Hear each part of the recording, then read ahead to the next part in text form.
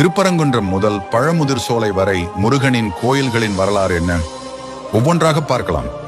திருப்பரங்குன்றம் முருகனின் 6 படை வீடுகளில் முதலாவது படை வீடாக திகழ்வது. இங்குதான் முருகன் தெய்வானையை திருமணம் செய்து கொண்ட நிகழ்வு நடந்ததாக புராணங்கள் தெரிவிக்கின்றன. திருச்செந்தூர் முருகனின் அறுபடை வீடுகளில் 2ஆம் படை என்று போற்றப்படும் சுப்பிரமணிய சுவாமி கோயில் அமைந்துள்ளது. இவ்விடத்தில் முருகன் சூரபத்மனை அழித்ததாக கந்த புராணம் கூறுகிறது. பழனி முருகனின் 3ஆம் படை வீடாகும்.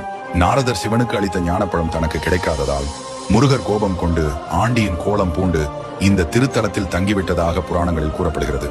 சுவாமிமலை முருகனின் 4வது படை வீடு ஆகும். இங்கு முருகன் தனது தந்தையான சிவனுக்கு பிரணவ மந்திரத்தின் பொருளை கூறினார். திருத்தணி முருகனின் 5ஆம் படை வீடு ஆகும். இவ்விடத்தின் மலையின் வள்ளியை முருகன் திருமணம் செய்து கொண்ட தலமாகும். பழமுதிர் சோலை முருகனின் 6ஆம் படை வீடாகும். முருகப்பெருமான் சிறுவனாய் வந்து அவ்வையார் சோதித்தது இங்குதான் என நம்பப்படும் இடம்.